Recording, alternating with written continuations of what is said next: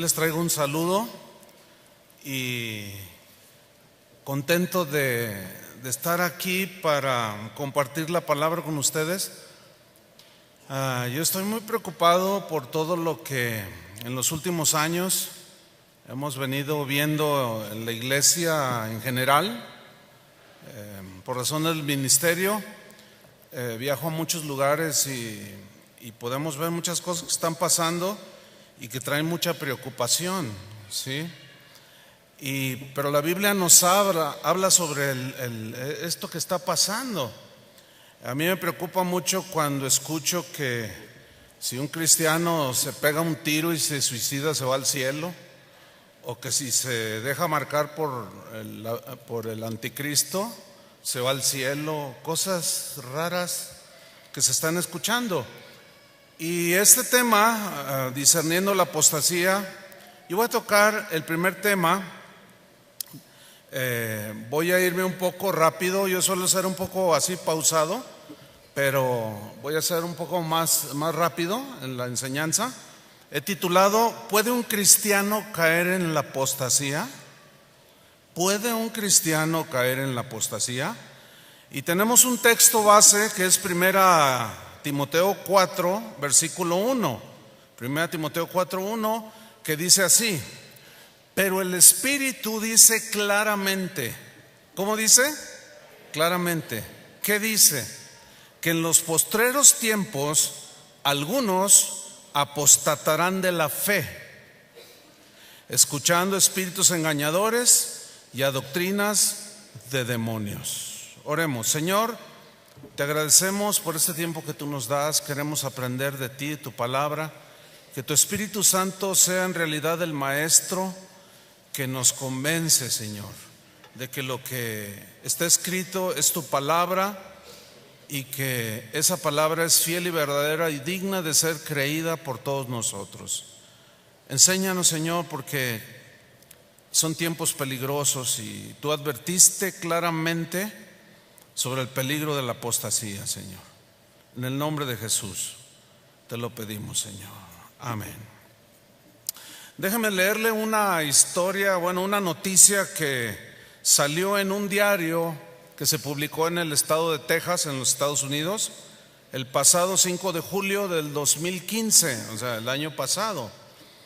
Esta noticia dice así: el título era: devorado por un caimán de 3 metros. Deliberadamente la víctima ignoró los letreros de advertencia de la presencia del reptil carnívoro en la zona, por lo cual perdió la vida. Un joven de 28 años de edad, originario de Texas, resultó muerto por las heridas que le causó un caimán de más de 3 metros de largo.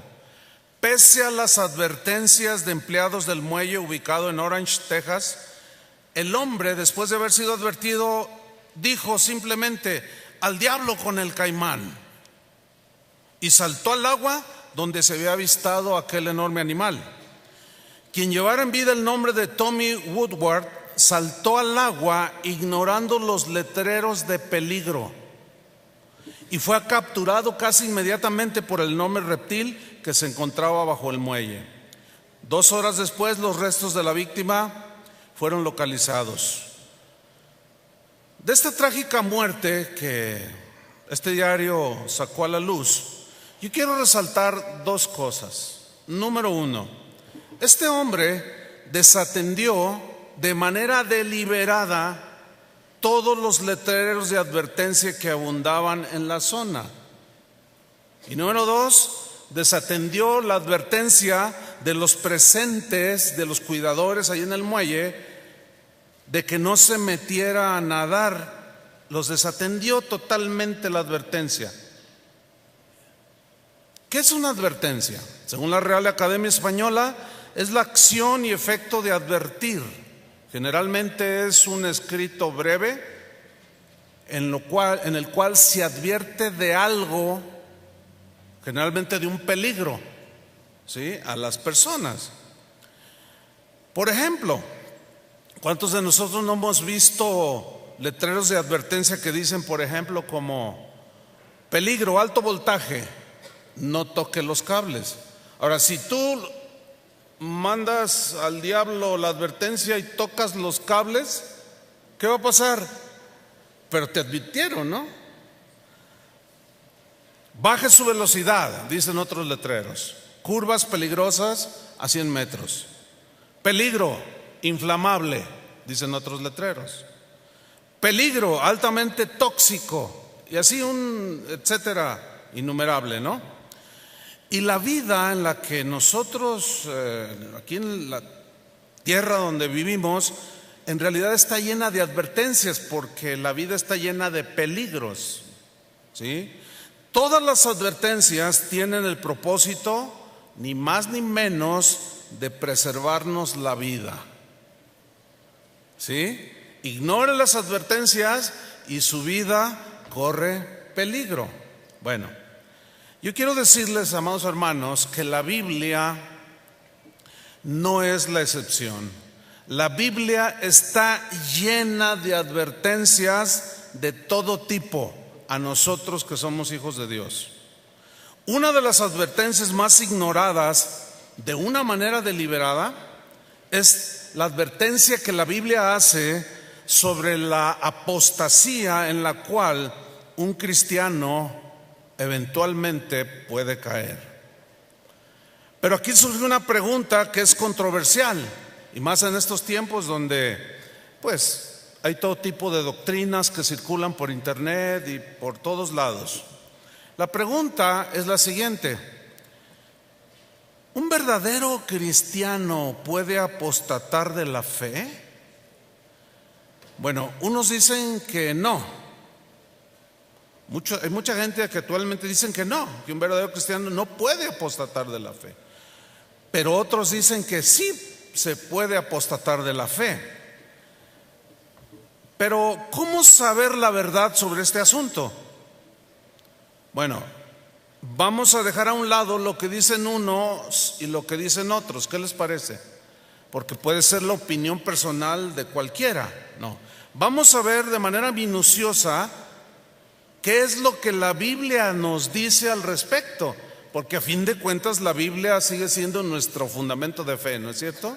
Entonces, si unos dicen que no y otros que sí, y hay una controversia y una guerra interminable ahí en los foros de internet, bueno, que se sigan peleando. Nosotros vamos a ver qué es lo que dice la Biblia y vamos a aprender. En primer lugar, voy a definir qué es la apostasía. Bien, la apostasía es el abandono y el rechazo deliberado, consciente y deliberado de la fe.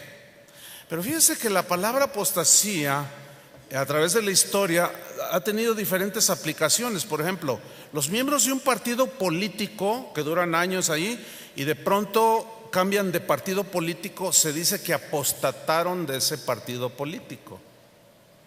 O sea, abandonaron por alguna razón, pero de manera deliberada, su postura política y se cambiaron a otra.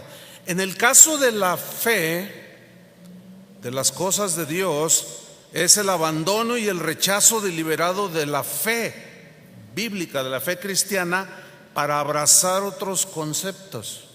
Eso es la apostasía. Pero la palabra apostasía también se puede traducir como desertar, como un soldado que deserta del ejército. También se puede traducir como traicionar, alejarse, separarse, desunirse. Pero tiene una palabra importante a considerar. Todo esto se hace de manera deliberada, consciente, que la gente deliberadamente, en el caso de los cristianos, deliberadamente abandonan a Jesús, abandonan la pureza de la palabra de Dios. Ahora bien, los que aseguran que un cristiano no puede apostatar se basan en textos como los que voy a leer a continuación. Por ejemplo, Juan capítulo 5 versículo 24 dice así: de cierto os digo, el que oye mi palabra y cree al que me envió, tiene vida eterna. ¿Cuántos creen eso? Yo soy el primero, yo creo eso, sin lugar a dudas. Pero dice que tiene vida eterna y no vendrá a condenación, mas ha pasado de muerte a vida. ¿Ustedes creen eso? Yo sí. Ok. Juan 6:40 dice: y esta es la voluntad del que me ha enviado, que todo aquel que ve al Hijo y cree en Él tenga vida eterna, y yo le resucitaré en el día postrero. ¿Cuántos creen esa parte del Evangelio que habló Jesús? Yo también, con todo mi corazón. Juan 6:47 también dice: de cierto os digo, el que cree en mí tiene vida eterna. ¿Creen eso? Yo también. Juan 10:27: mis ovejas oyen mi voz, y yo las conozco, y me siguen, y yo les doy vida eterna, y no perecerán jamás, ni nadie las arrebatará de mi mano. Mi Padre que me las dio es mayor que todos, y nadie las puede arrebatar de la mano de mi Padre.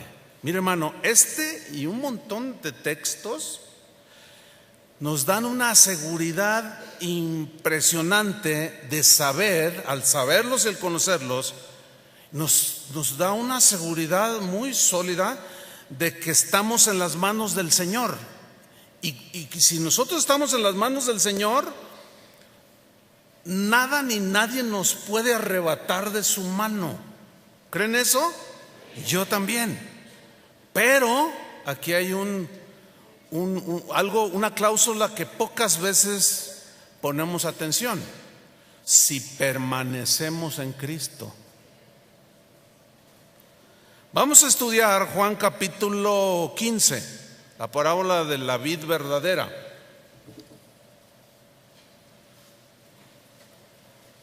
Usted me va siguiendo allí, Juan 15, versículo 1. Voy a leer hasta el 10 aproximadamente.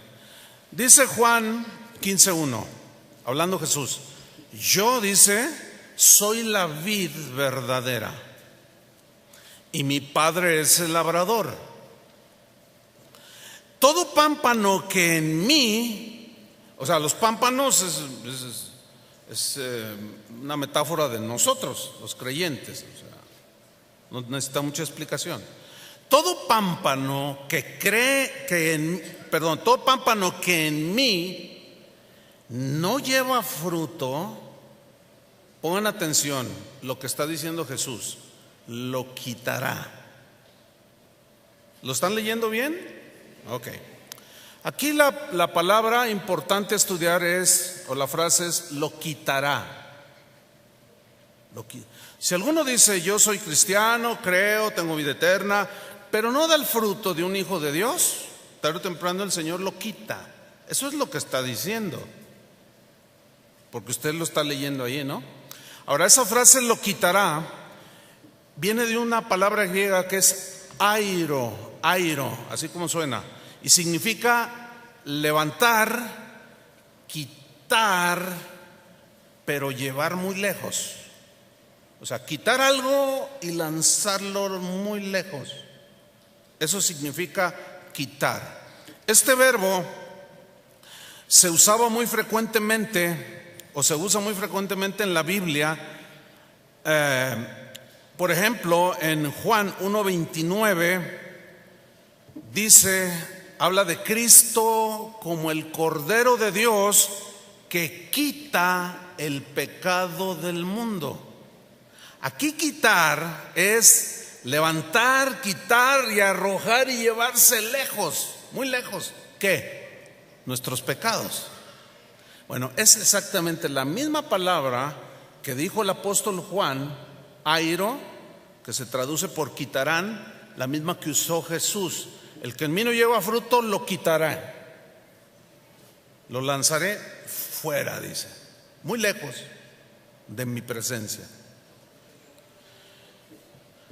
Otro ejemplo de airo, primera de Juan 3:5, dice así: y sabéis que Él, Jesús, apareció para quitar nuestros pecados, y no hay pecado en Él. ¿Qué hizo Jesús con nuestros pecados? hasta el día en que recibimos a Jesús, los quitó, los arrojó lejos, tan lejos que ya ni se acuerda de nuestros pecados. ¿Cuántos le dan gracias a Dios por eso? Entonces, fíjese, es la misma palabra, quitar, arrojar lejos, como diciendo, no quiero saber nada más de esto. Y vino a morir por nosotros, y al creer, nuestros pecados son quitados. Eso es algo maravilloso. Somos limpiados. Ahora, volvemos a Juan capítulo 15, versículo 2. Sigue diciendo Jesús: todo pámpano que en mí no lleva fruto, ¿qué va a hacer? Bueno, eso es lo que está diciendo Jesús. Hay quien dice que no. Yo no sé usted, pero yo me quedo con lo que dijo Jesús. Él dice que lo va a quitar. No puedo inventar otra cosa. Eso dice el texto. Eso está diciendo Jesús. No puedo yo argumentar otra cosa en contra de lo que está diciendo Jesús, porque eso me convertiría en un apóstata. Sigo leyendo lo que dijo Jesús. Y todo aquel que lleva fruto, ¿qué va a hacer? Lo limpiará para que lleve más fruto. Ok, a partir del versículo 4, yo quiero que vamos a ir leyendo. Yo quiero que ustedes de manera gráfica vayan señalando conmigo cuántas veces encontramos la palabra permanecer. ¿Están listos? Vamos a hacer gráficos. Voy a leer Juan 15:4. Permaneced en mí. Todos hagan así, una. ¿Qué está diciendo Jesús? Ahora, ¿a quién le está hablando Jesús? ¿A los que le seguían o a los incrédulos? Digo, es obvio que les está hablando a sus discípulos.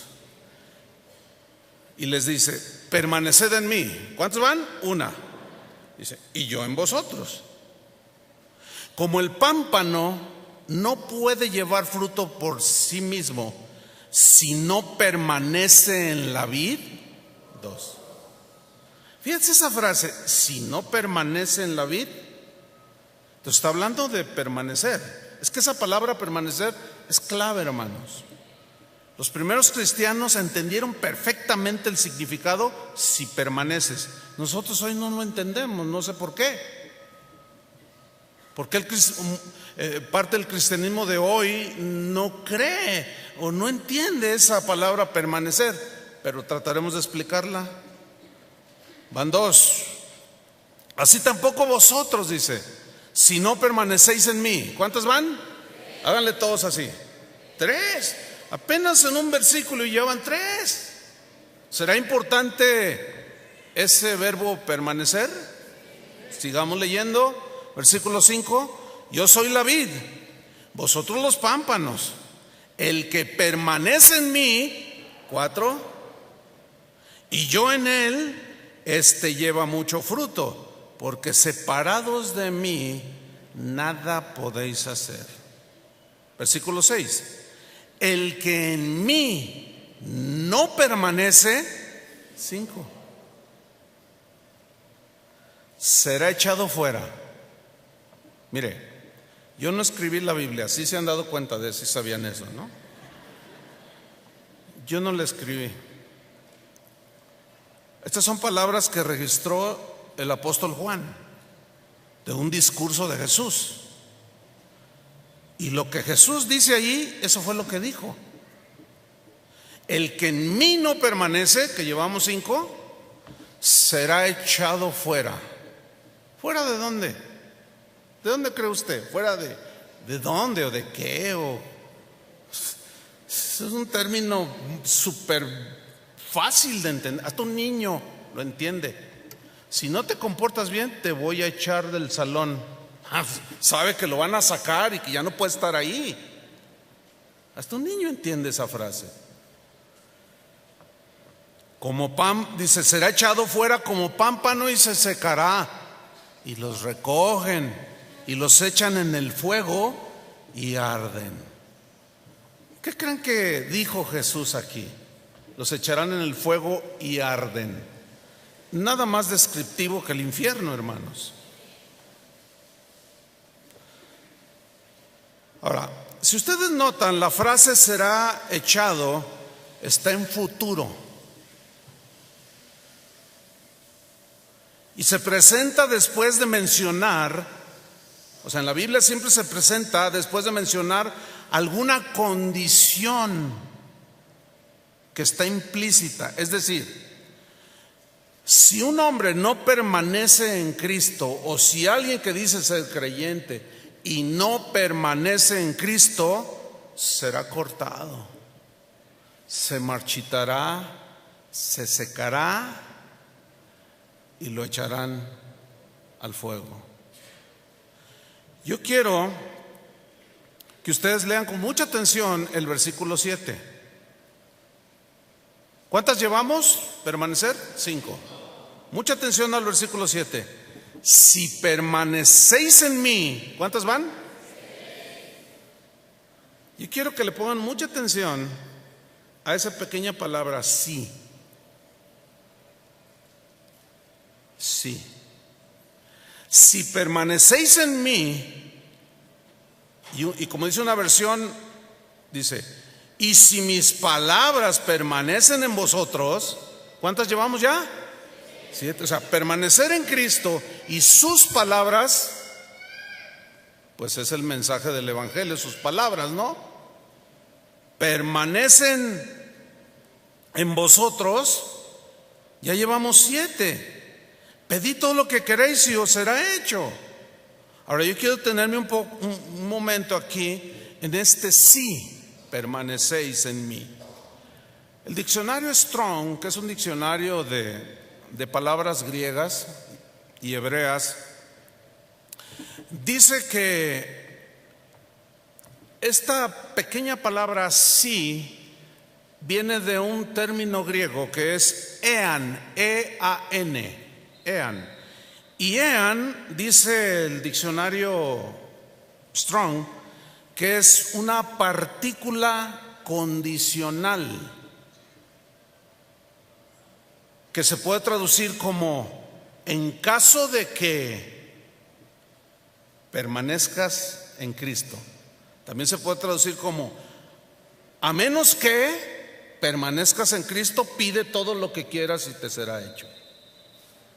¿Me estoy dando a entender? Esto es muy importante, porque generalmente esto no se analiza como se debe, ¿sí? Entonces aquí vemos un sí condicional.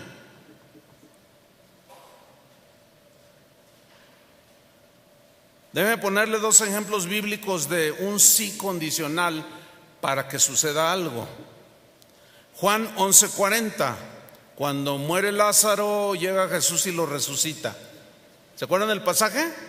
Juan 11:40, Jesús llega y las hermanas de Lázaro estaban muy, muy tristes. Si hubieras estado aquí, no, mi hermano no habría muerto. Pero mira lo que le dice Jesús en 11:40 de Juan. Jesús le dijo a María, ¿no te he dicho que si crees verás la gloria de Dios? Vean el si crees, es condicional. O sea, si no crees, ¿qué pasa? Nada. ¿Qué hizo María? ¿Creyó o no? Creyó. ¿No te he dicho que si crees verás la gloria de Dios? Y ellos creyeron y vieron a su hermano resucitado. Pero ¿existía la posibilidad de que María no creyera? Claro que sí. Hay muchos textos en la Biblia donde dice que Jesús no hizo muchos milagros por la incredulidad de ellos, y que ni en su tierra, hasta citó un proverbio que se usaba: nadie es profeta en su tierra. Verdadero es ese refrán, dijo: nadie es profeta en su tierra, porque ni aun sus hermanos creían en él. Entonces, fíjate, Si tú no crees las promesas de Dios, no va a pasar nada. Porque al que cree, todo le es posible. Y al que no cree, todo le es imposible. Entonces es un sí condicional. Y Jesús está hablando de permanecer. Si permanecéis en mí, si mis palabras permanecen en vosotros. Entonces, ¿cuál es el punto allí? Permanecer. Porque hay ahorita cristianos que dicen, no importa, si en el momento en que ya tú te hiciste cristiano, creíste, ya mira, puedes adulterar, puedes matar, suicidarte, no pasa nada. Dice. ¿Cómo que no pasa nada? Entonces, ¿a qué sirvió el sacrificio de Jesús? ¿A qué vino Jesús? ¿Nada más a decirnos unas frases para luego seguir haciendo lo mismo? Imposible. Bueno, a mí por más que lo pienso y lo analizo, no me entra aquí, y mucho menos acá. Pues es que es bien obvio. El Señor conoce a los que son suyos y apártese de iniquidad todo aquel que invoca el nombre del Señor. Eso dice la Biblia. Otro ejemplo, cuando Felipe, que va huyendo de la persecución, y se encuentra por ahí aquel eunuco que iba en una carreta, ¿se acuerdan? Leyendo el libro de Isaías y no entendía, y Felipe se acercó y le dijo, ¿entiendes lo que lees? Y él dijo, no entiendo nada si no hay alguien que me explique. O sea, le dice esto el eunuco, y dice que Felipe subió a la carreta y le explicó todo el evangelio, desde los profetas hasta el tiempo de Jesús. Y miren lo que sucede en Hechos 8:37.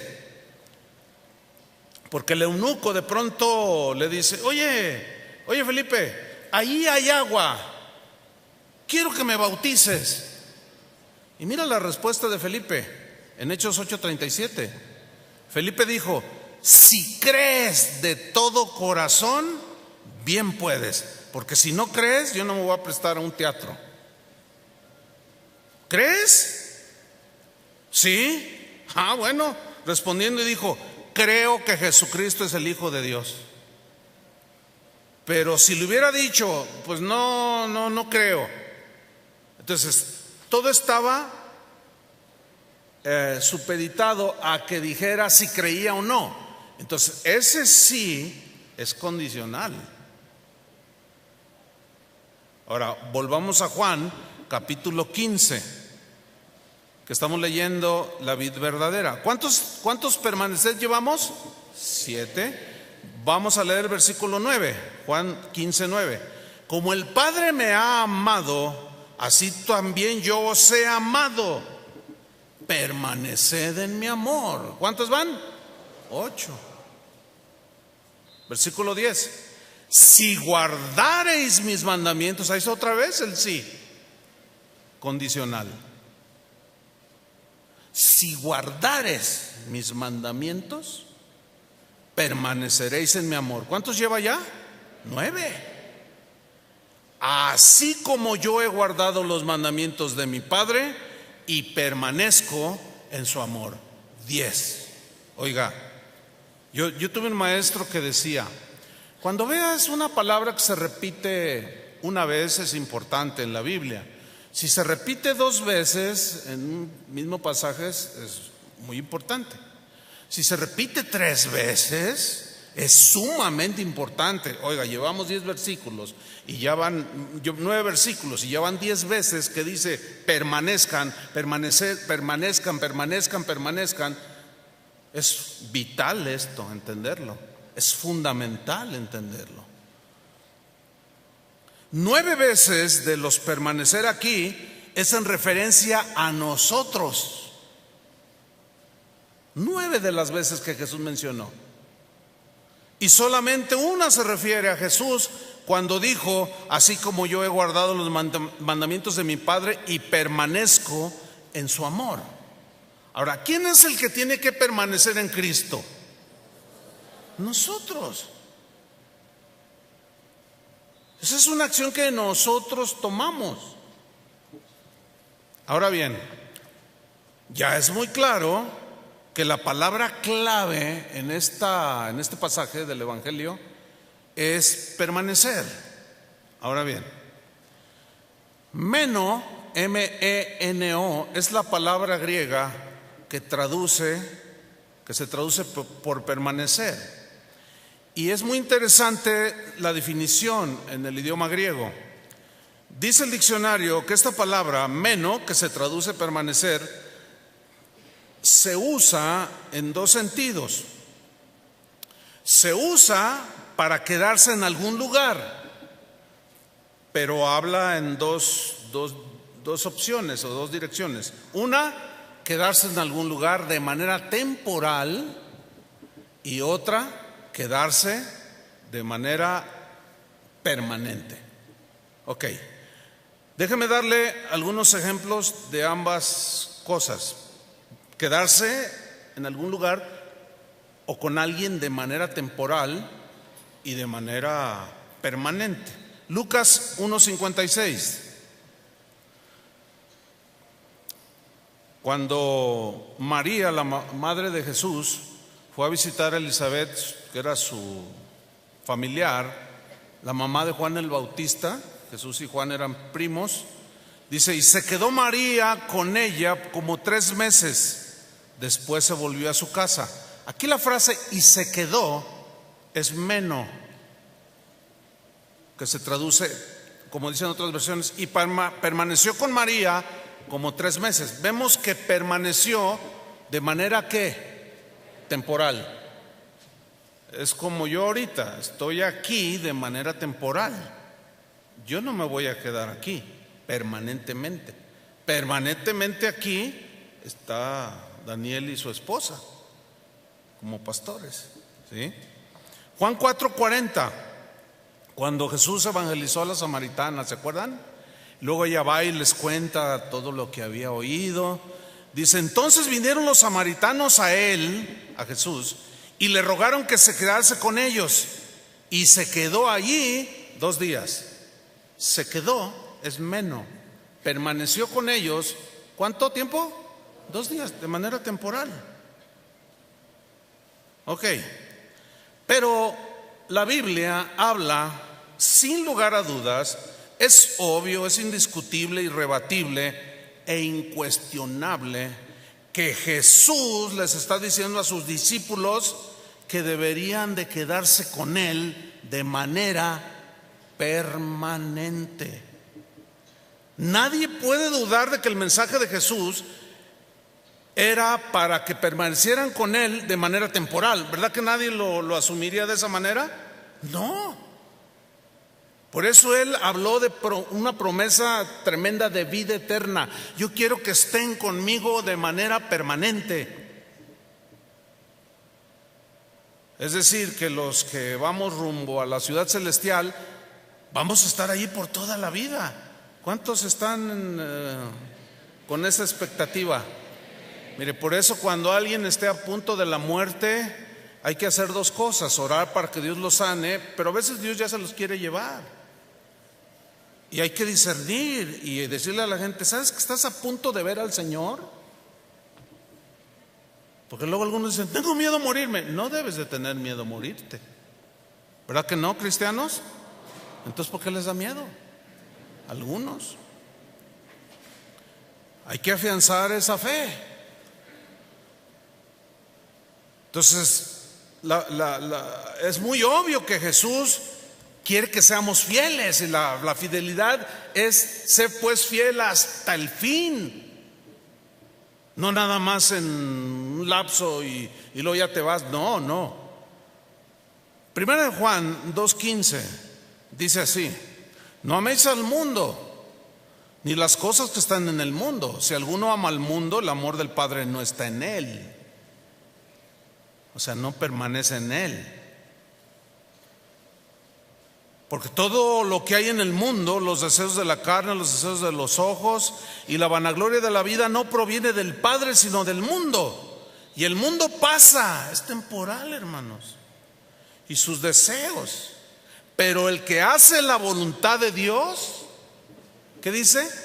Permanece. Es incuestionable este texto también. El que hace la voluntad de Dios permanece para siempre. Y nosotros, tú y yo, como cristianos, Dios nos dio grandísimas y preciosas promesas, dice el apóstol Pedro, para que participemos de su naturaleza divina, y su naturaleza es eterna. Pero hay un sí condicional: si permanecemos. Yo sé, hermanos, yo nací una noche, pero no nací anoche. Yo sé que esto es controversial para muchos, o algunos hermanos dicen: no, es que la salvación no se pierde. Yo también creo que la salvación no se pierde. Yo creo en la seguridad de la salvación. Yo no creo que si ahorita tú pecas ya la perdiste y luego te arrepientes y la vuelves a ganar y luego vuelves a pecar y la vuelves a perder. No, ¿qué es eso? Eso no está en la Biblia.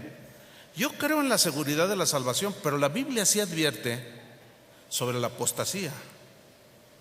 Y la apostasía, hermanos, no es perder la salvación por un pecado en sí, como pecamos los seres humanos, sino que es abandonar de manera deliberada a Jesús y a su palabra. Eso es distinto, hermano.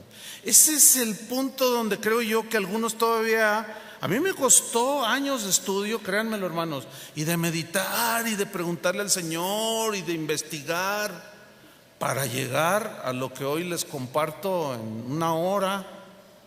A mí me ha tardado años, pero a fin y al cabo para eso Dios puso a los pastores y maestros, para perfeccionar a los santos, enseñar. Entonces, si usted enseña la Biblia, o Dios nos ha dado el ministerio de la enseñanza o del pastoreo, pues tenemos que abocarnos a ello, ¿no? Sí, a mí me tardó años de estudio. Desde que yo estuve en el seminario, mi mente daba vueltas por todos lados. Yo les preguntaba a los maestros y no los dejaba. Y me decían lo que hoy les voy a decir. Me decían: mira, Chuy, la revelación es progresiva. No te puede llegar todo. No, te mueres, revientas. ¿Cómo te va a caber aquí todo? Dice: pero si tú con humildad, paciencia, amor al Señor perseveras fielmente, mira, la obediencia a Dios trae revelación de Él y de su palabra, sin duda. ¿Qué sucede cuando alguien no obedece a Dios? Se estanca, ¿no? ¿Por qué? Porque no obedece y a la vez no tiene revelación de la voluntad de Dios. Obedezcan la palabra de Dios. Si la Biblia dice que no trates mal a tu esposa, no la trates mal. Respétala, trátala como vaso más frágil. Dice Pedro: para que vuestras oraciones no tengan estorbo. Ahí ya los que maltratan a su señora, a su esposa, ya se quedaron ahí, porque sus oraciones no llegan a Dios. Trátenla bien, van a tener más entendimiento, van a tener más revelación. La obediencia, hermanos. Por eso Jesús dice: si obedeciereis mi palabra, seréis verdaderamente mis discípulos.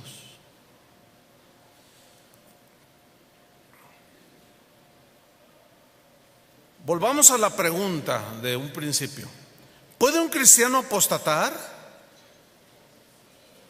Bueno, según la Biblia, sí.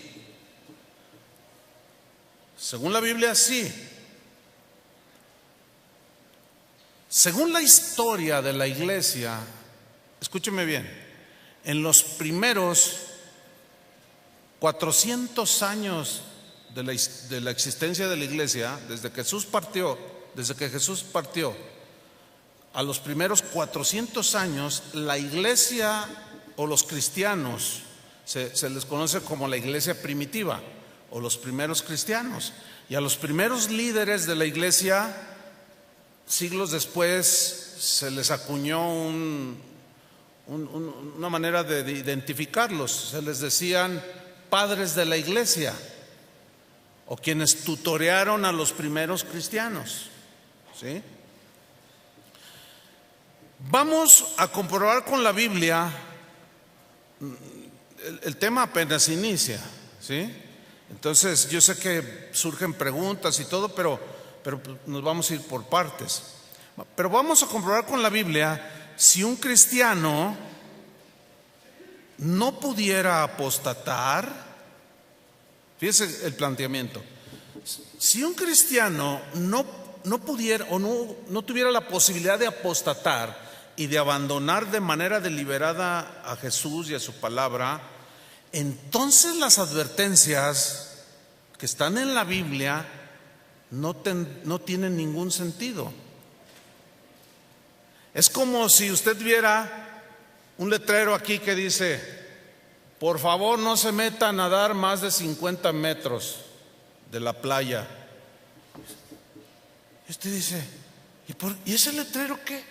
Aquí ni hay mar, ni hay agua, ni hay playa. ¿Ese letrero qué? O sea, no tiene sentido ese letrero de advertencia de no meterse a nadar más de 50 o 100 metros porque hay tiburones. Todo el mundo se reiría y diría: ay, Daniel, ¿y ese letrero qué? No tiene sentido esa advertencia. Claro que no. Pero ¿qué me dice de ese letrero en la playa?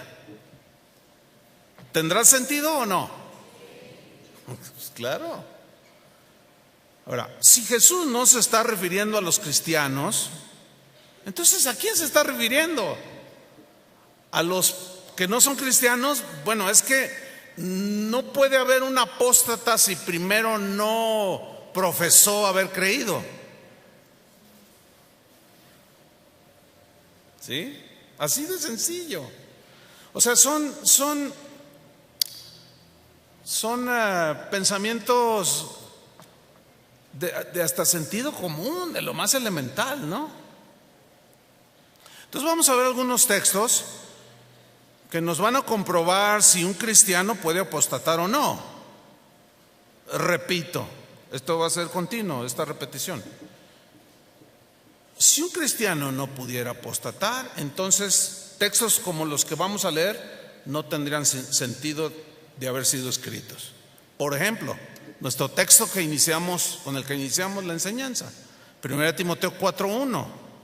Pero el Espíritu dice claramente que en los postreros tiempos, mira, en primer lugar el Espíritu Santo dice claramente, sin ambigüedades. O sea, como decimos nosotros, no se anduvo por las ramas, nos lo dijo de manera puntual y contundente. El Espíritu dice con claridad. ¿Qué dice con claridad? Que en los postreros tiempos, que sin duda son estos que estamos viviendo. ¿Alguien tiene alguna duda de que no? Dice así: algunos apostatarán de la fe. Ahora, ¿a quién le está hablando? La carta fue dirigida a un pastor, Pablo, a Timoteo, para que corrigiera lo deficiente que había en la iglesia de Éfeso. Esa fue la razón. Y le está diciendo: mira, el Espíritu Santo, Timoteo, me está diciendo de manera muy clara que en los últimos tiempos algunos apostatarán de la fe. O sea, cuida el rebaño, cuídalos. ¿Cómo es que ellos podrán llegar a apostatar y abandonar de manera deliberada después de haber conocido a Jesús y su palabra? ¿Cómo es que ellos puedan abandonarla de manera deliberada? Aquí nos dice cómo: escuchando. ¿Escuchando qué? A espíritus engañadores y a doctrinas de demonios. Es obvio que la advertencia está dirigida a los cristianos. ¿Para qué? Para que no escuchen a espíritus engañadores. Hermanos, están por todos lados, hasta colgados en las vigas están. No estoy hablando de espíritus así demoníacos. Aquí espíritus engañadores son personas que traen doctrinas de demonios, revelaciones que están totalmente en contra de las enseñanzas de Jesús. Y esos son los anticristos que el apóstol Juan mencionó. ¿Oísteis que viene el anticristo? Como el personaje. Dice: pero ya hay muchos anticristos entre nosotros. ¿Qué es un anticristo? Anti es contra. ¿Quién es un anticristo? No como personaje, sino que está en contra. Aquel que contradice algo que Jesús dijo. Entonces, si Jesús dijo Si alguno de ustedes, yo soy la vid, soy el tronco, ustedes son las ramas, permanezcan en mí. Porque si no permanecen en mí, se van a secar y los voy a cortar, los voy a echar fuera. Si mis palabras permanecen en ustedes, pídanme. El que en mí no permanece será echado fuera. Pero si viene alguien y dice, no, es que lo que Jesús quiso decir. No, Jesús no quiso decir nada, dijo lo que dijo. Así de sencillo, hermanos.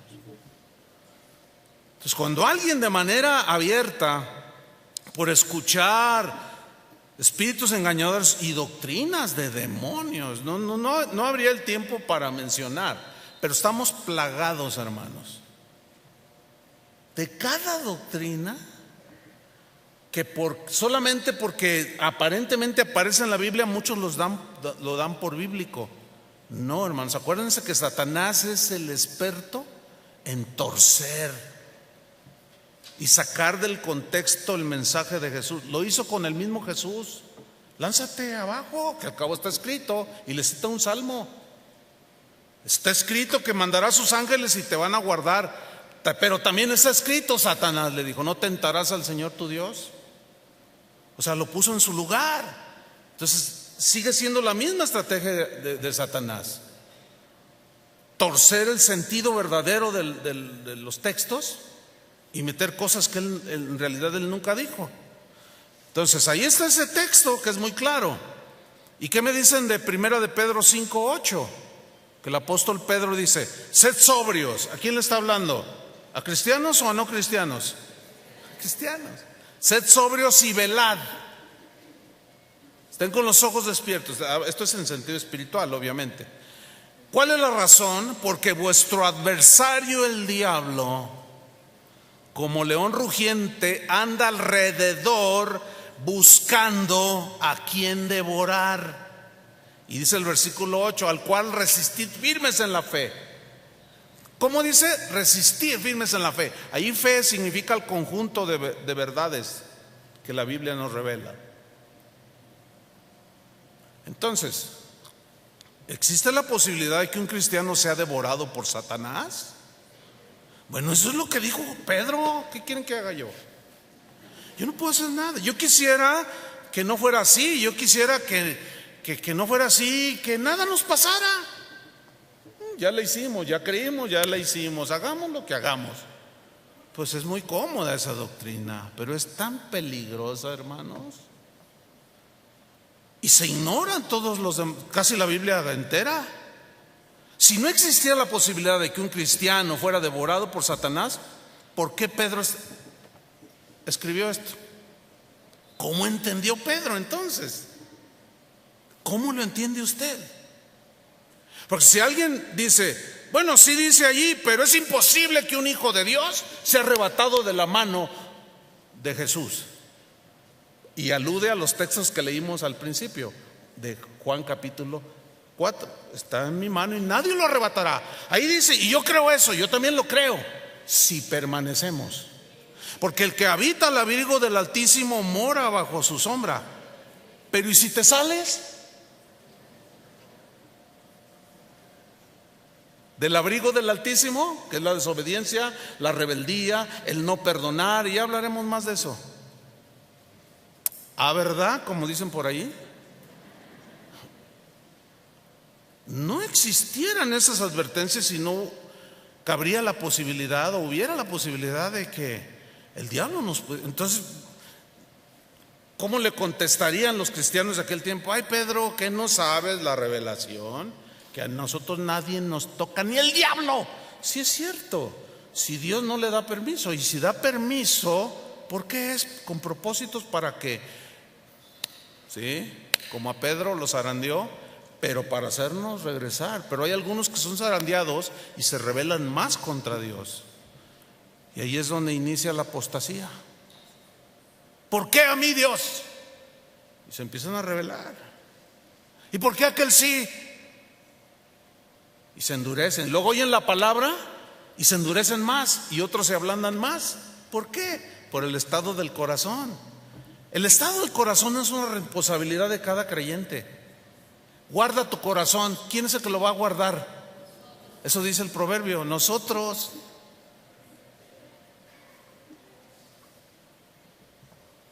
Estamos guardados en Cristo si permanecemos en Cristo y nadie nos toca. Yo creo eso. Por eso habla de permanecer hasta el fin. Por eso dijo Jesús, el que persevere hasta el fin, este será salvo. No porque no sea salvo, sino porque hay un momento en el cual precisamente alguien puede ser devorado por Satanás. Y los que son devorados son aquellos que se empiezan a alejar poco a poco. Ya hablaremos de eso un poco más. Pero ¿qué me dice Dios de este otro texto? 2 Timoteo 2:11. Palabra fiel es esta, fiel, digna de ser creída. Si somos muertos con Él, aquí está hablando en el contexto de la persecución que había en aquel tiempo, también viviremos con Él. Si sufrimos, también reinaremos con Él. Si le negaremos, Él también nos negará. Digo, es que así lo entendió Pedro, lo entendió Pablo, lo entendió Juan. Sí está condicionado. ¿Se acuerdan cuando Jesús dijo, el que me negare delante de los hombres, yo también lo voy a negar delante de mi Padre? ¿Y quiénes son los que van a negar a Jesús?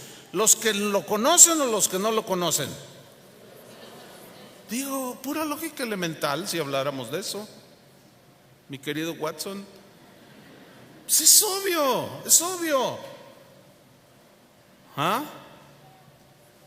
Si le negáramos, Él también nos va a negar. Si fuéramos infieles, ¿cabe la posibilidad de ser infiel? Claro. Él permanece fiel. Él no puede negarse a sí mismo. Ahora, ¿cómo entiendes esta última frase? Algunos lo entienden como, ya ves, si somos infieles, Él permanece, sus promesas permanecen, y su promesa dice que nada me arrebata de su mano. Pero ¿por qué no volteas la tortilla para que se cosa bien? Y también ves lo demás que dijo Jesús. El que se avergonzare de mí y de mi palabra, yo me voy a avergonzar delante de Él en aquel día. A eso se refirió Jesús cuando dijo, muchos me dirán en aquel día, Señor, Señor, en tu nombre hicimos esto, hicimos aquello, pero yo les diré, nunca los conocí. ¿Qué está haciendo Jesús? Negándolos. ¿Por qué? Porque esos que hicieron milagros, esos que conocieron el poder de Dios, que conocieron a Jesús y que algo pasó en su trayecto a su encuentro con Dios, que es obvio que algo pasó, la apostasía, lo abandonaron, terminaron negándolo. Pero a la hora de ahora, cuando lo ven, dicen, ay Dios, pues a dar cuenta, Señor, ¿te acuerdas cuando nosotros hicimos milagros? ¿Quiénes son? Ni los conozco. ¿Qué no dijo Jesús? El que me negare aquí, yo también lo voy a negar delante de los ángeles de mi Padre. El que se avergüence de mí aquí, yo me voy a avergonzar. Entonces, no sé quién es. Y Juan dice, obedezcan sus mandamientos para que no nos alejemos de Él avergonzados aquel día. Así dice. ¿Y qué me dice de este otro? Hebreos 3:12. Estoy citando ni el 0.001 de todas las advertencias de la Biblia para no caer en apostasía, pero uno más, Hebreos 3:12. Y por si alguno tiene duda, léalo con atención. Mirad, hermanos, ¿a quién le está hablando? ¿A cristianos o a no cristianos? ¿O a cristianos en proceso?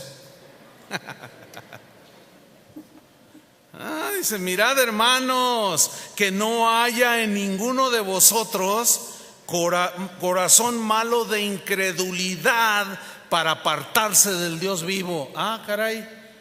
¿Acaso existe la posibilidad que algún cristiano, algún hermano, llegue a tener, después de haber sido transformado en su corazón, pero por alguna razón llegue a tener corazón malo de incredulidad y que esto lo aparte del Dios vivo? Hermanos, eso es lo que dice el texto, por el amor de Dios. Eso es lo que dice el versículo. Eso es lo que dice la advertencia. Mirad, hermanos, no, que no haya ninguno de vosotros, vosotros son los creyentes, corazón malo de incredulidad. ¿Para qué mencionar de los incrédulos si ellos ya lo tienen? Para apartarse del Dios vivo. Los incrédulos no están con Dios. ¿Cómo se van a apartar de Dios? Siempre han estado lejos de Dios. Pero aquí apartarse es epistemi en el griego, que significa abandonar deliberadamente a Dios. Cuando la gente prefiere quedarse con su rebelión, con su pecado, ignora las advertencias de Dios y de manera deliberada, al no creer la palabra de Dios, y se revela, su corazón se endurece, hermanos. ¿Conoce gente así? Claro. Y he visto a muchos terminando. Ahora ya algunos dicen, eso del cristianismo fue una etapa en mi vida para evolucionar, dicen. Versículo 13. Antes exhortaos los unos a los otros, que es lo que yo estoy haciendo ahorita en este momento. Entre tanto que se dice hoy, para que ninguno de vosotros, se refiere a los cristianos, se endurezca por el engaño del pecado. ¿Qué dice? Si usted accede al diccionario Vine o Strong, o hay otros más, y busca la palabra endurecerse aquí, usted va a encontrar la palabra griega skleros, de donde se deriva el término esclerosis. ¿Ha oído esa? Oye, le detectaron esclerosis múltiple. ¿Qué es esclerosis? Esclerosis es el endurecimiento de las arterias por donde circula la sangre. Y estas se endurecen por la acumulación de colesterol, de todas esas cosas que van acumulándose y van endureciendo las arterias de tal manera que llega un momento en que la sangre ya no puede circular, y es cuando vienen los infartos. Qué interesante, ¿no? Que dice un término que posteriormente pues la medicina pues la usó para decir que se endurecen las arterias del corazón, o sea, por donde, las venas que irrigan, donde circula la sangre, que el corazón como una bomba pues hace que circule. La acumulación de pecados, hermanos, escúchenme bien, este es el punto. La acumulación de pecados, no pasa nada, Dios es amor. Sí, es amor. Pero también la mentira sigue siendo pecado, hermanos.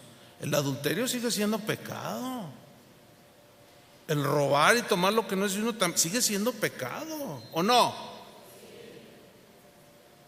Los antiguos, los primeros cristianos decían: pecado no confesado es pecado acumulado, haciendo una pues referencia a lo que decía el apóstol Juan. Si confesamos nuestros pecados, eso mantiene las arterias de nuestro corazón, espiritualmente hablando, flexibles, y circula la sangre, la vida de Cristo. Pero acumula pecados, minimiza los pecados y se te van acumulando. Pecado no confesado es pecado acumulado. Te vas endureciendo las arterias de tu corazón. Y al rato, ¿dónde está el hermano? ¿Sabe? Ya no lo he visto. Y alguien va y oye, hermano, todos bola de hipócritas. Oye, hermano, tranquilo. ¿Qué te pasó? Ya me di cuenta. ¿De qué te diste cuenta? Que quién sabe qué, que no. Oye, espérame. Estás juzgando, estás generalizando y nunca es sabio eso. No te hagas, tú también. Pero ya cuando hablas con él o te enteras, te das cuenta que hubo un tiempo en que empezó a acumular pecados y su corazón se endureció. y terminó de manera deliberada apartándose del Dios vivo.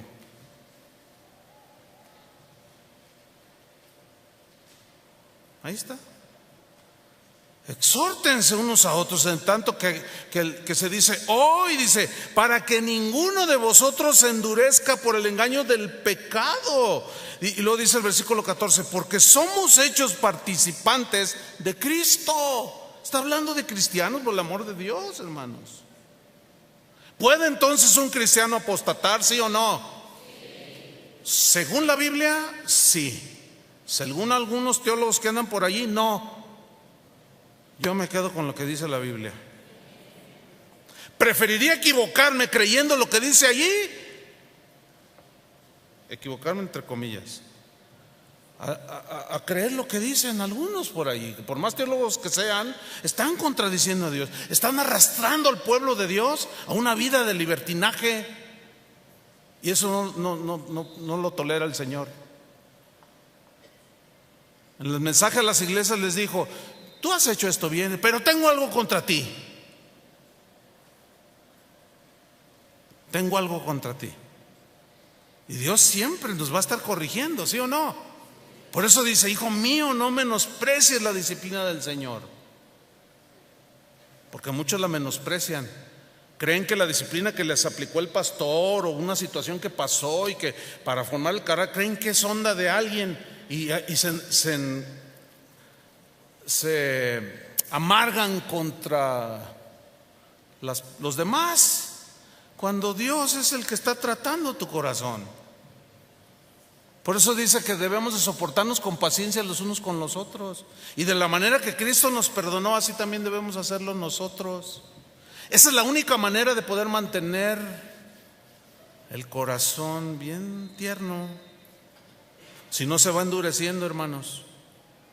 Cristiano amargado, díganme si no, se vuelve de corazón duro.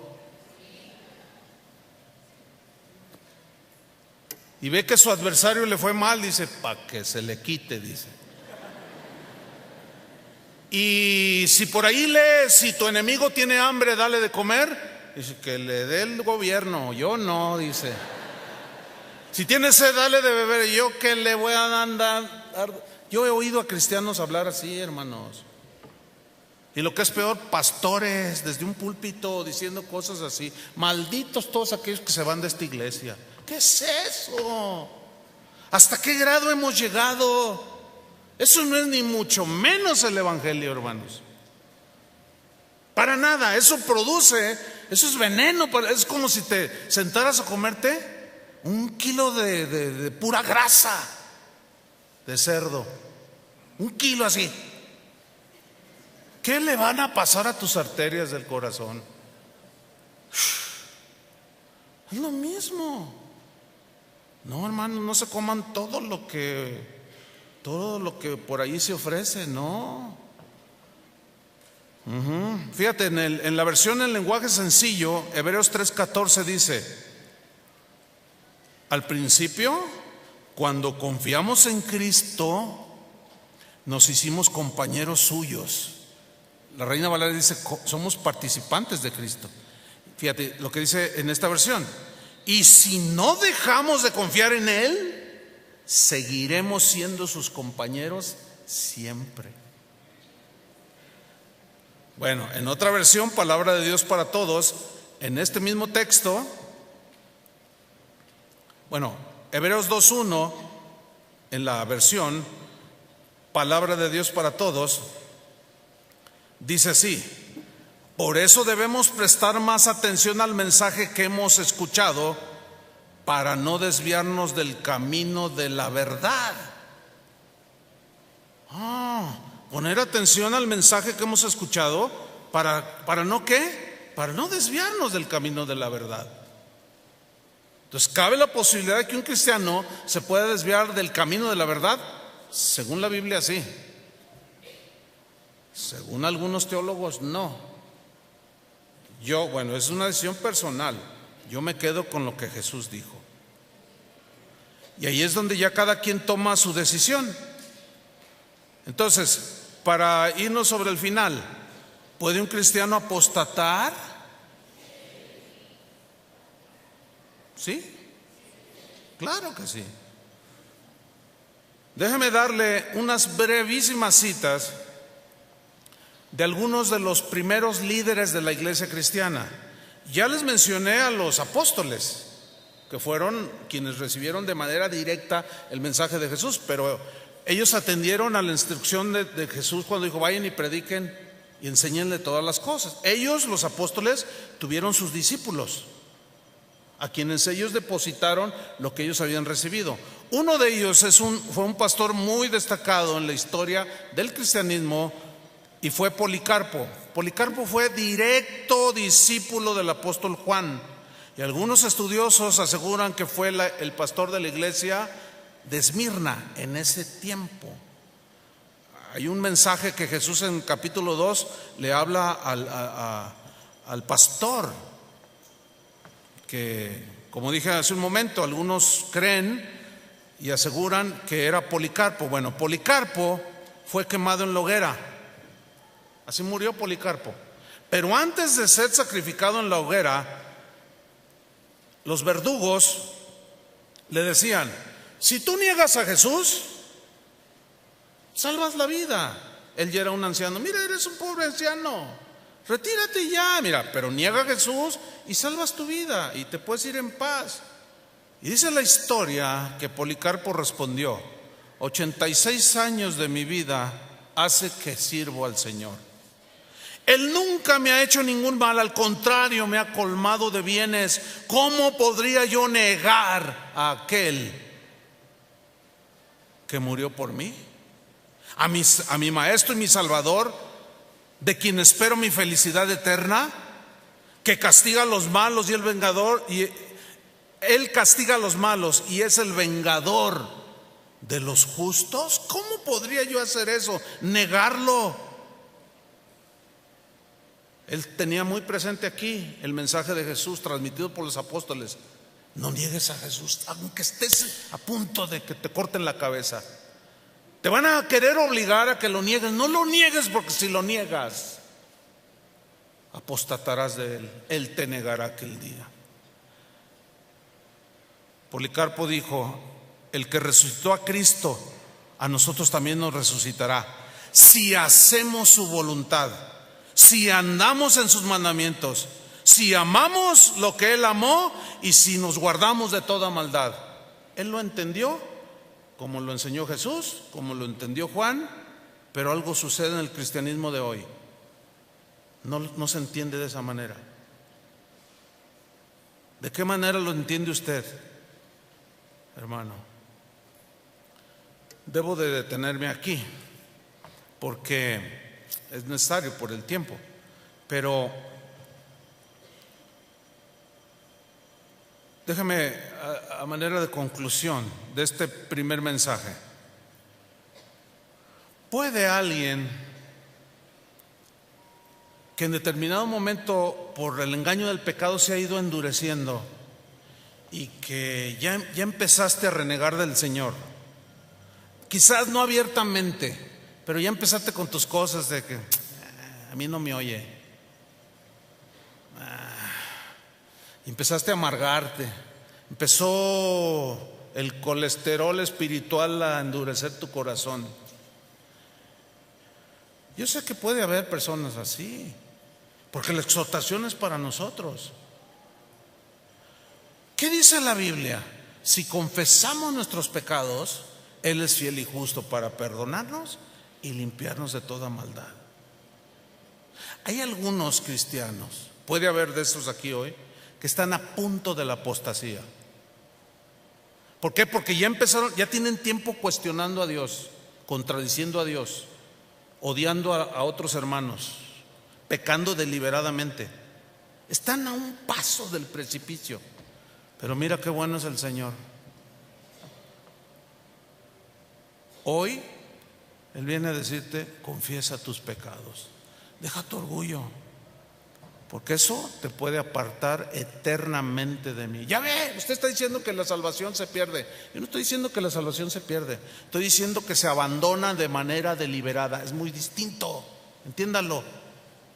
Y cuando alguien se empecina en sus pecados y se cierra y sigue, es de manera deliberada, porque no quiere perdonar, porque no quiere amar, porque no quiere obedecer, y termina diciendo y se aleja de Dios. ¿Conoce gente así? Yo me los encuentro en todos lados, hermano. Pero hoy el Señor te da una oportunidad. Inclina tu rostro. Señor, tu palabra dice que si confesamos nuestros pecados, tú eres fiel y justo para perdonarnos, limpiarnos de toda maldad. Si decimos que no hemos pecado, te hacemos mentiroso y tu palabra no está en nosotros. Señor, no queremos seguir acumulando pecados en nuestro corazón que terminen endureciéndonos y alejándonos de ti. Padre, tú conoces nuestras vidas, nuestros corazones. Tú conoces a los que son tuyos, pero también dices, esos que son míos, apártense de iniquidad. Señor, confesamos nuestros pecados, aún aquellos pecados que nos son ocultos, aquellos que todavía nuestra conciencia no repara en darse cuenta que hemos pecado.